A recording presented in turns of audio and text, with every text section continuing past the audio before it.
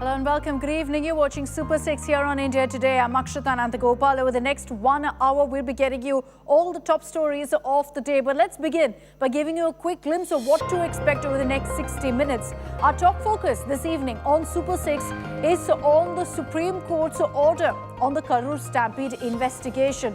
As requested in a bunch of petitions, the case is now being transferred to the CBI. We're going to decode for you exactly what the Supreme Court had to say, because the top court also pulled up the Madras High Court for its previous order in this matter.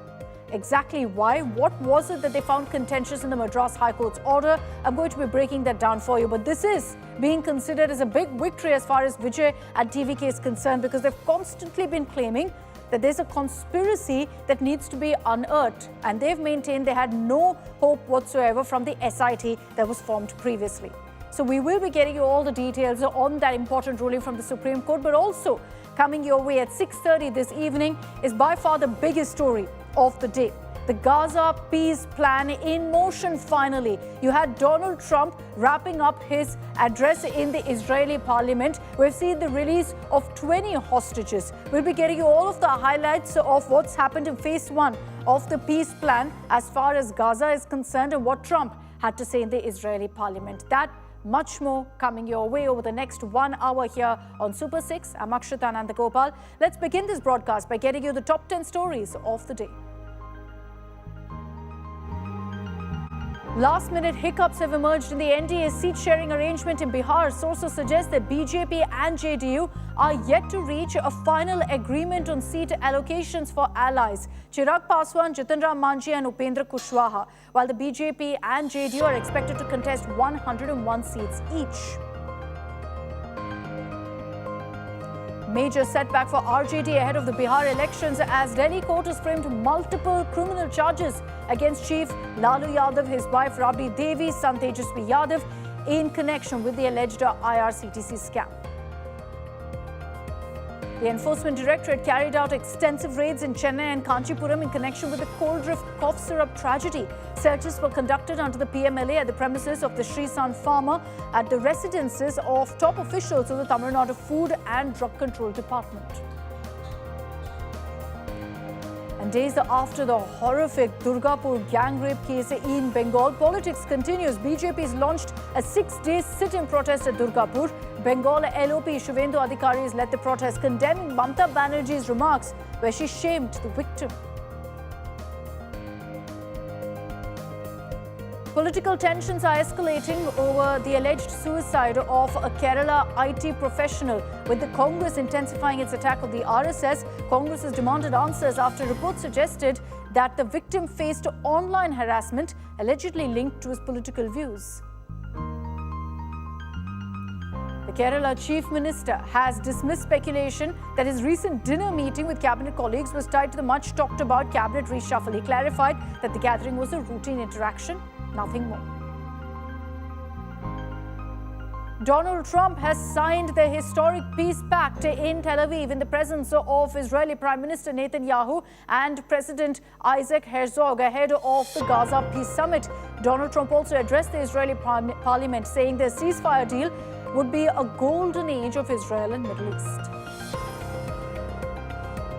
Also focusing on Gaza, 20 living hostages have been released in exchange for 2,000 Palestinian prisoners as part of the peace agreement, marking the first time since the October 7th attack that no Israeli hostages remain now in Hamas captivity.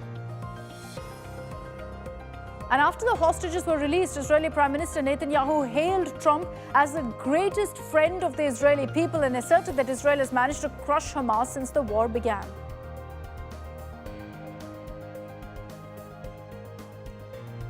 And the bitterness from the Trudeau era is gone and forgotten. Prime Minister Modi meets Canada's Indian origin Foreign Minister Anita Anand. They held wide-ranging talks on trade, technology and people-to-people contacts.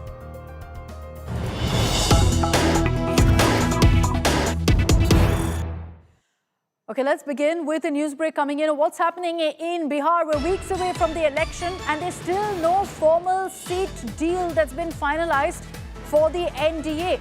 JDU has started, however, shortlisting candidates. They're not waiting. They're not pressing the pause button.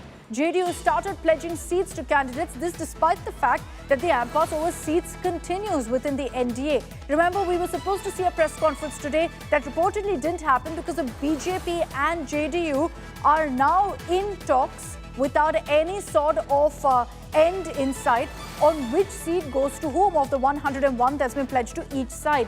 There's a top JDU huddle that's also taken place as Chief Minister Nitish Kumar's residence, and the JDU seems to be in a hurry. They're not waiting for any formal announcement. What we're hearing from our sources is that there are many who are being told and communicated that they're getting a ticket in their respective seats. This despite the fact that there's no formal seat sharing deal that's been confirmed just yet. And the BJP and JDU are yet to figure out exactly who gets which seat. How many is done, but which seat is something that the fight continues over. Rohit Singh is joining us from Patna with more details. So on this, Rohit, the mind games clearly continuing with JDU saying, look, we're not going to wait for any sort of finalization. We're going ahead with the formula that we wanted.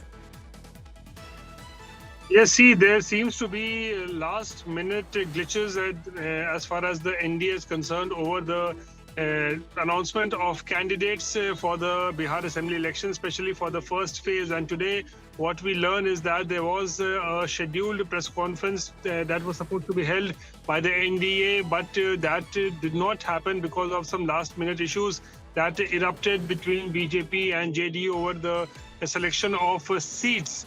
And that is why we are seeing that it's already 13th of October today. 4 days have already passed, and still no party, whether it's the NDA or the Mahagathbandhan, has officially declared their candidates. And that is why we are seeing that those candidates who will be getting ticket, whose names are almost confirmed, they have started getting symbols from their respective parties. Like if in JDU, we saw that few candidates whose tickets have not been cut, and it's for sure that they will be contesting elections again. So Nitish Kumar has handed over symbol to a few of them. So we are seeing that without an official announcement being made by either party, BJP, JDU or any other alliance partners, that right. Because the time is very short, that symbols have started getting distributed. They're running out of time, and despite that, there's been no formal announcement. Thanks, Rohit, for those details. More breaking news coming in.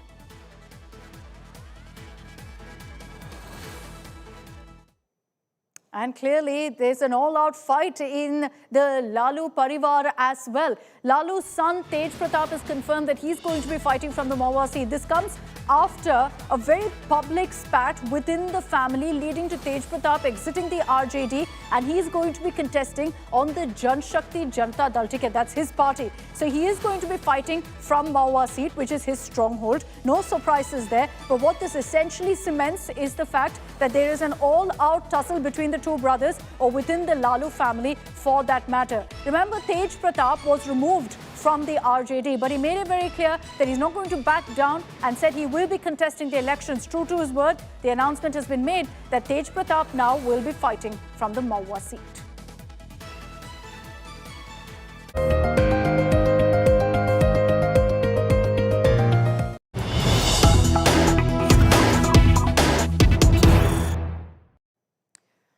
And let's get to your top story here on Super 6. As promised, we're decoding for you exactly what the Supreme Court had to say in its order on the Karur Stampede investigation. The full order is with us, and the Supreme Court, after pulling up the Madras High Court for its order, has also made a mention of the comments made by the Tamil Nadu police. The Supreme Court, in its order, has said that top cop's remark may impact what citizens think about what happened in the stampede. And that's one of the factors that the top court refers to when saying that we need an unbiased, independent investigation. Remember, the Supreme Court has handed over this case now, has transferred it to the Central Bureau of Investigation, as multiple petitions had sought the same. And the Supreme Court, while making in fact a slew of remarks, one was of course pulling up the Madras High Court, but the top court has also said that there have been comments by top cops in Tamil Nadu that could impact what citizens think of the case as well. Let me bring in Anisha Mathur, our legal correspondent, for more details. So on this, Anisha, take us through really what the Supreme Court order says. There's a mention particularly as to exactly what Tamil Nadu police and top cops had said about the Karur Stampede case. Run us through exactly what's been mentioned. Well, Akshata, this is a very interesting observation that has been made by the Supreme Court in this case, where the Supreme Court has said that certain observations have been made by the top cops. Let me just read out exactly the observation. Looking to the political undertone of the case and the fact that without having regard to the gravity of the incident, comments which have been made before the media by the top officers of the police department may create doubt in the minds of the citizenry on the impartiality and fair investigation. It's a very, very scathing observation made by the Supreme Court that without having regard to the gravity of the case, top cops have gone to the media, top cops have made statements about the case in front of the media, and that may raise doubts in the minds of the citizen. That is one big reason that the Supreme Court has agreed to send this matter to the CBI. Secondly, what the court has noted is that there were allegations made against the state, against the cops themselves, and that is why it is a fit case to send the matter for a CBI investigation. Another observation that has been made by the court is that the incident has definitely left an imprint in the minds of the citizens throughout the country, and there are wide ramifications in respect to the life of citizens. Enforcing the fundamental rights of those who lost their kith and kin in the stampede is also very important, and that is why the court has said that the faith and trust of the general public, and I'm reading from the judgment here, Akshata, faith and trust of the general public on the process of investigation must be restored in the criminal justice system, and one such way is to ensure completely impartial, independent and unbiased investigation. If you could give me 10 more seconds, Akshita. This is also why the court has set up a 3-member monitoring committee on top of the CBI investigation, headed by a former Supreme Court judge and including 2 senior IPS officers, and this committee will also monitor everything that the CBI does. The CBI will be giving monthly reports to this committee, which will then be forwarded to the Supreme Court. So it is going to be a very, very well monitored investigation. Back to you. All right. Thanks very much, Anisha, for getting us some of those details. The full order there with Anisha Mathur. She breaks down for us some of those highlights. But let's run you through the big talking point from the Supreme Court's order, which is, of course, that the entire Karur Stampede case has now been transferred to the Central Bureau of Investigation. 41 deaths in that September 27 tragedy. Vijay's TVK and Vijay himself, in a statement that he put out after the tragedy, had claimed conspiracy. Now there's going to be a detailed investigation into whether there was a conspiracy or clear lapses on the part of the organizers, in which case there's trouble for the TVK. Let's run you through exactly what's happened in the last few hours in the story.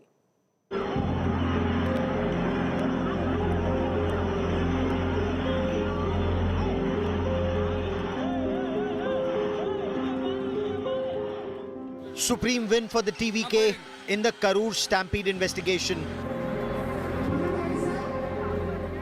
After crying conspiracy, the TVK's plea for a CBI probe resulted in the Supreme Court transferring the case from the SIT to the CBI. Chennai உயர்நீதிமன்ற நீதிபதி அவர்கள் நியூட்ரலா இருக்குமா, டிரான்ஸ்பரன்சியா இருக்குமான்னு தெரியாது, வெளிப்படை தன்மையா இருக்குமான்னு தெரியாது. ஏன்னா அந்த உயர்நீதிமன்ற நீதிபதி அவர்கள் கடுமையாக தமிழக வெற்றி கழகத்தை நாங்க தான் தப்பு செஞ்ச மாதிரி ஆல்ரெடி அவர் ஒரு பதிவு பண்ணிட்டார். The Supreme Court also constituted a 3-member supervisory committee to monitor and review the CBI investigations. The committee will be headed by former Supreme Court Judge Justice Ajay Rastogi and will include 2 senior IPS officers, preferably from the Tamil Nadu cadre but not residing in the state. The Supreme Court in its order was also critical of the Madras High Court. The court taking very serious exception to the observations made by the Madras High Court and the listing of these cases itself before the 2 separate benches of the Madurai and Chennai benches of the High Court. The Supreme Court asking very clearly how exactly was this process followed by the High Court and why such comments about the TVK leaders and others were made. The Supreme Court ruling sparked a political fight as the DMK hit out the TVK for seeking a CBI probe. What immediately when our Chief Minister knew about the death of 41 people, he immediately did all things which is in his powers. The people against whom the charges are made had gone to Supreme Court and sought CBI investigation. They are politicizing the issue they want to hide the issue. Only a few months back, the Tamil Nadu government has asked CBI to inquire into Ajit Kumar custodial case. Few months later, when 41 people have died in Karur, why is he preventing CBI from not entering into Karur Stampede case and investigate? It only shows the double standards of DMK government and Chief Minister Stalin ji. With the CBI now set to take over the investigations, all eyes will be on the conspiracy charge leveled by the TVK, led by Vijay himself. கிட்டத்தட்ட ஒரு 5 மாவட்டத்துக்கு பிரச்சாரத்துக்கு போனோம்.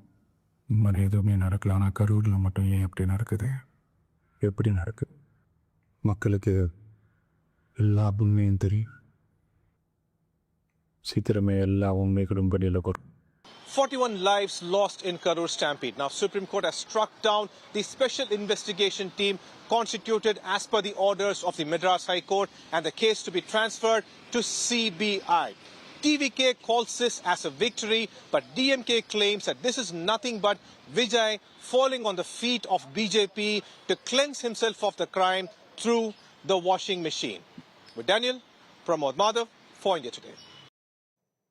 Okay, let's bring in our panelists on this broadcast. Joining us here on Super 6 is Ranjana Nachiyar, spokesperson of the TVK.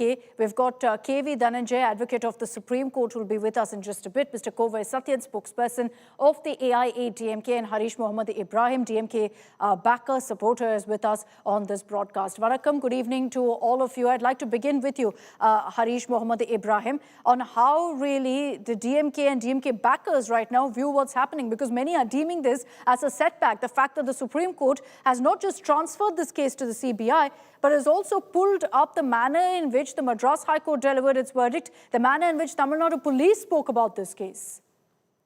Akshita, this shouldn't be viewed as a setback for the Tamil Nadu state government, because it is a complete judiciary process which the High Court order has been reversed by the Supreme Court. So as a government, we don't have any setback on this. Having said that, how does this petition be filed in front of the Supreme Court seeking a CBI inquiry is what the question to be here, because there has been a perjury which has been established by the tribe's channel, by the local functionary of ADMK and the TVK, by forging the certificate, by forging the affidavit in front of Supreme Court. They seek for a CBI. So it is an interim order, and once the days goes by and these kind of perjury is being established in the Supreme Court by the DMK lawyer, it will be rolled out and make sure the ADMK and the TVK will be under 420 case, because the perjury happened by a false affidavit which has been filed in behalf of TVK by the ADMK local No, functionary. what you're talking about, Harish, is yet to be established, yes? No, it has been established by the local channel called Tribe News by Mr. Karigalan and by his local reporter, Mr. Aravind. So it has been on the rounds from yesterday. So once these video evidences have been proven beyond doubt in Supreme Court on the further proceedings, both the TVK functionaries and the ADMK functionaries for the 420 charges, they will have mistreated the Supreme Court, Honorable Supreme Court. So having said that, the CBI inquiry, we shouldn't have any Harish, we're second jumping say the at gun all. here. I think we're jumping the gun. Yes, I know there was No, a mention Akshita. of it made in the No. Supreme Court. I know there's been a mention made of it in the Supreme Court, but there's no clarity as to where these affidavits came from. I'll give an opportunity to Mr. Kovai Sathiyan to respond to that particular charge before I bring in Mr. Dhananjay and also Ranjana. But Mr. Kovai Sathiyan, go ahead. The DMK claiming that, all of these petitions have been manufactured by the AIADMK and TVK. If you read the 22 pages of the verdict judgment from the Supreme Court, many things will come clear. Till such time, the DMK and their ecosystem can continue to peddle lies that can suit their convenience. Prabhakaran, who is a ADMK functionary, is being clearly defined as a person with an interest with respect to the public. He never claimed himself to be a victim or a member related to the victim's family, like how DMK ecosystem is peddling that he has forged the documents. That's not the case. The truth and the evidences are put out in the Twitter handle of AIADMK. Anybody can go and verify it. But this is a slap on the face of DMK. having tried to set a narrative that all was right with the DMK and it is the fault of TVK and their cadres which costed the precious lives of 41 people. It's yet another classic example of the incompetence of this government and government machinery failed to ensure that or safeguard the lives of the innocent people. At least now we can hope that justice will be delivered to them. The one-man commission is being removed by the Supreme Court. It is no more valid. Why? Because this government was in a hurry to announce the one-woman commission, but didn't pass a GO nor gave a terms of reference to it. So it is void. It has no powers. It is only on a paper that there is a one-woman commission constituted. And the SIT, which was constituted, the DMK made such a big merry saying that SIT is constituted, but simultaneous petitions were filed in two different courts. The Madurai High Court, where the jurisdiction of Karur falls, the case was undergoing. This DMK went to the Chennai High Court hiding those facts that the case has already been listed and is scheduled for hearing. They take a favorable order from the Chennai High Court asking for SOPs, and while it has been termed as an accident by the entire DMK and the investigative wing, suddenly the case changes into the criminal nature. So there are multiple flaws.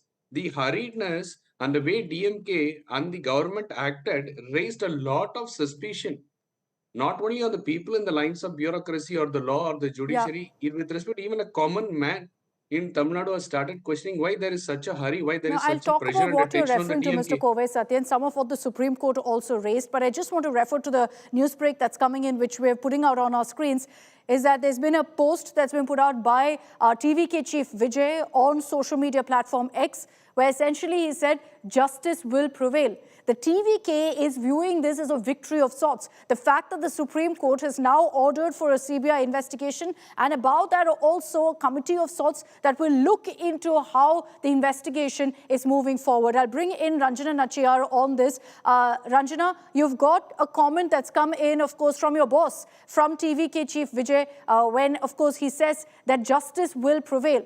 Yes, the TVK believes that this is one step closer to justice in your sense. But at the end of the day, you know, the challenge that you've put forth, that this is a conspiracy that's yet to be proved. This is the first step towards a fair investigation.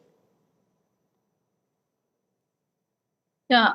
Today, the Supreme Court's order is not a political win. Actually, it's a vindication of the principle that justice must be blind, fair, and also free of influence.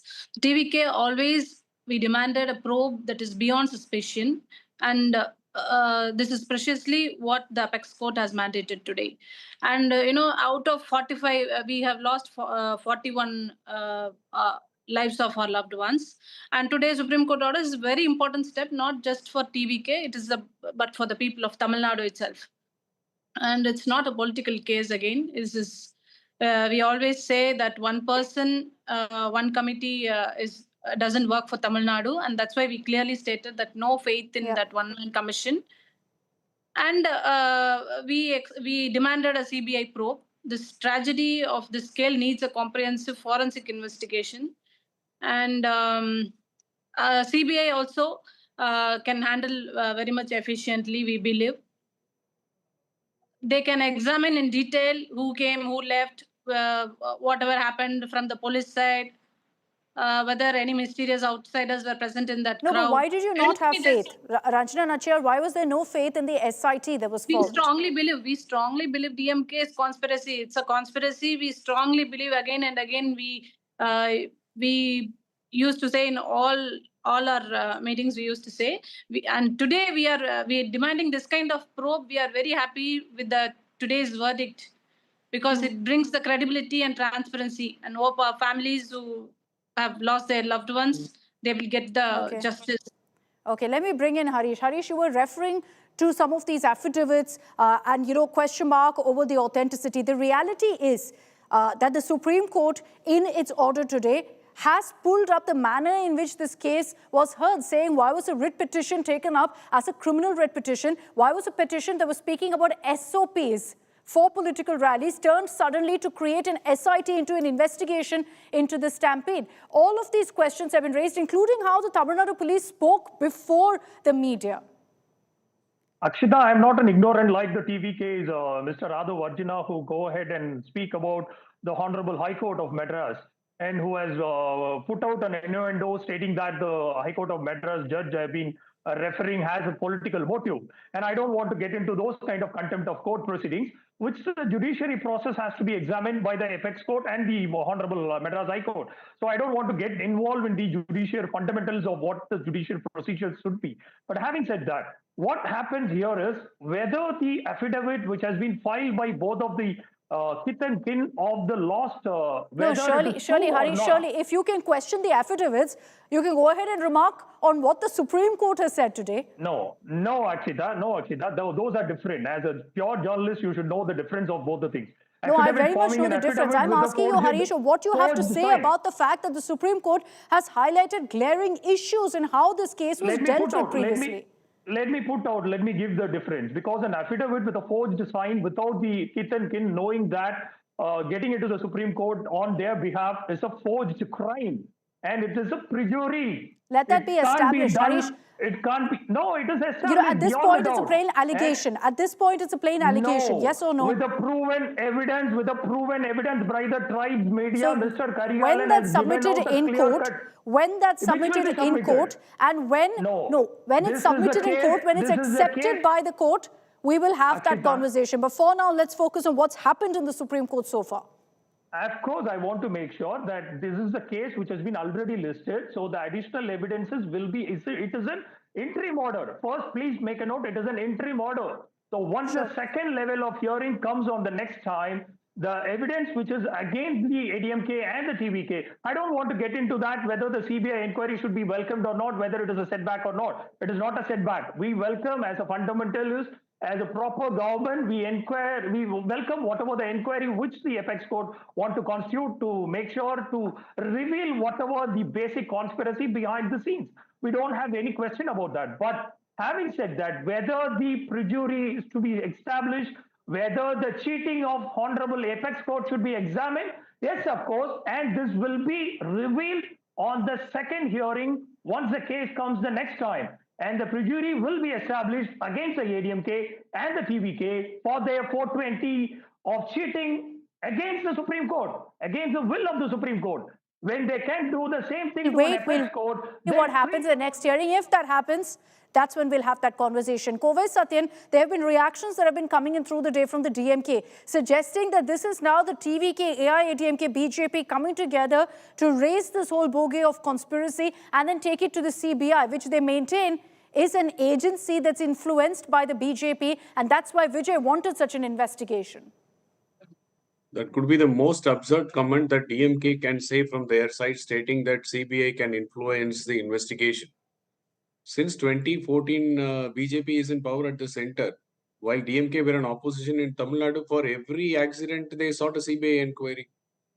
So they believe that that can deliver justice despite BJP being at the center with power. Now that can be the stand while they were in opposition. Now today they are in the ruling government, where they have moral responsibility to stand by the people and the common man who had trusted them and elected them to power.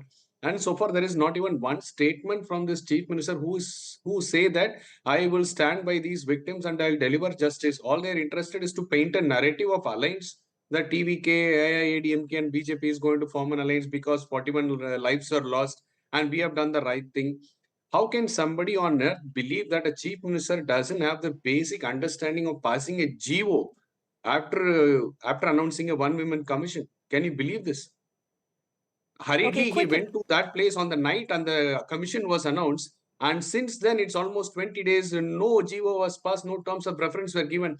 That's why the question, however, the question that, however, will be raised, and I'll take that forward with Ranjana Nachiyar, is that while the TVK talks of justice, talks about helping the victims and all of that, I want to remind our viewers, and there'll be questions asked of the TVK on this, Ranjana, as to why the TVK chief, Vijay, is still MIA. Where is he? Why hasn't he visited Karur yet? Why hasn't he with the victims, or for that matter, any of the TVK officials? Why has nobody met with these families? I can understand the people's feel who lives in Karur, who lost their lives. When time comes, we have approached the local Karur police and demanded some permissions for our leader Vijay to visit there. If the permissions are yet to come, we have demanded so many restrictions. The permission itself was sought over 10 days after. Yeah, still there is time. A time when only when the right time comes. There, the police say that Well, when our leader many is would back, argue, again, Ranjana, that again, the correct time, the right time has passed. The right time was when the stampede happened. So many would argue that the right time has passed. Very clearly at this point, while we're seeing all of this movement and this politics over what's happened in the stampede, let's not forget that at the root cause of this entire issue is that 41 lives have been lost. Politicians, of course, will bicker, will resort to a blame game, will claim victories, but at the end of the day, 41 lives have been lost. And hopefully, with the Supreme Court now passing this interim order, we will see an investigation move forward. The question everyone's asking is blood on whose hands? And hopefully, we'll get that answer. I'd like to thank our panelists for joining us here on India Today with their respective views on what's been happening as far as the Karur Stampede case is concerned. Remember, this is an interim order that's come in right now from the Supreme Court, so it's going to continue the legal fight on this particular issue. But I want to move on this broadcast, and as we focus on the latest updates coming in from the south, one of the big talking points has been the tragic, unfortunate demise of an IT professional in Kerala. His suicide has sparked major approach, not just in Kerala, but across the country, because he put out a post on social media in which he alleged sexual abuse, harassment by RSS members, and that's led to a political firestorm. Now, after this particular post by Anandu Aji also went viral, the Kerala BJP president has assured a thorough investigation, has said that there will be a likely complaint also filed. RSS, however, has demanded for verification of the authenticity of his Instagram account. They've said that there must be a detailed investigation into when this post was put out on social media versus when he unfortunately took his own life, because they're saying the timelines don't add up. There is no link whatsoever. But that's something that the investigation only can establish. At the heart of it is that a 26-year-old has lost his life, a software engineer from Kerala. He was found dead in a hotel room in Thiruvananthapuram. Anandu claimed that he reportedly suffered severe mental distress following repeated sexual abuse by members of the RSS. So the Congress has demanded that there be a statement from the RSS on this, that they cannot remain silent on this. And they've also questioned why the RSS hasn't been named in the FIR. I have read the same reports that you have read, and it is clear to me that the Parivar, the RSS, is going to issue a statement today. I understand from the RSS that they are also demanding an investigation. It is their view and it is their information that has been conveyed to me that they believe there is a very, very deep conspiracy to defame the RSS that is behind it, and that they will issue a clear statement on this issue very, very soon. I don't have to say anything more than what I have said. It is something that the Sangh has already said, that they believe it is a conspiracy. The person was not well, and therefore they are going to issue a statement, and we'll wait for the statement. चिंता की बात यह है कि वो अपने suicide note में ये लिख कर गए कि ऐसा तमाम बच्चों के साथ होता है जो उन शाखाओं में जाते हैं, तमाम छोटे लड़कों के साथ होता है। ये एक बेहद गंभीर आरोप है और इस पर आरएसएस चुप नहीं रह सकता है। जब आरएसएस का नाम नरेंद्र मोदी जी लाल किले की प्राचीर से लेते हैं, तो आज आरएसएस की लीडरशिप को खुलकर सामने आकर इन आरोपों का खंडन करना पड़ेगा या माफी मांगनी पड़ेगी। ये यौन उत्पीड़न के आरोप है, ये बलात्कार के आरोप है, ये छोटी मोटी बात नहीं है। और ये आरोप इसलिए भी ज्यादा चिंताजनक है क्योंकि ये कहते हैं ऐसा तमाम बच्चों के साथ अभी भी हो रहा है। ഡിവൈഎഫ്ഐ ആവശ്യപ്പെടുന്നത് അനന്തുവിന്റെ മരണത്തിന് ഉത്തരവാദികളായിട്ടുള്ള ആർഎസ്എസിന്റെ ശാഖയ്ക്ക് നേതൃത്വം കൊടുത്ത അതിന്റെ നേതൃത്വത്തെ ഉൾപ്പെടെ ശക്തമായ നിലയിൽ നിയമ നടപടിക്ക് വിധേയമാക്കണം എന്നുള്ളതാണ്. അനന്തുവിനെ പീഡിപ്പിച്ചിട്ടുള്ള ആർഎസ്എസിന്റെ ശാഖാ പ്രമുഖരെ ഉടനടി പിടികൂടുകയും അവരെ നിയമത്തിന് മുന്നിൽ എത്തിക്കുകയും വേണം എന്ന് ഡിവൈഎഫ്ഐ ആവശ്യപ്പെടുകയാണ്. Okay, let me bring in Pramod Madhav for more details that's come in so far on the investigation. Pramod, has there been any direct RSS link that's emerged in the probe so far? Who does the FIR name right now? Well, Akshita, for now, we've got only information based on whatever the social media post that was put by the victim, unfortunately, where it claims that he had gone through obsessive compulsive disorder, all because of a childhood trauma he's been facing since the age of 3. Now, it has definitely turned into a political issue, but the important aspect is that he has also stated that one of the neighbors was a main culprit in this, and he very clearly states that more children are quite possibly have undergone such kind of sexual assault, and that is why several politicians have taken up this matter, demanding a thorough action, and as we speak, an investigation is progressing, Akshita. All right. Thanks, Pramod, for joining us with those details. We will track the latest that comes in on the investigation as it progresses.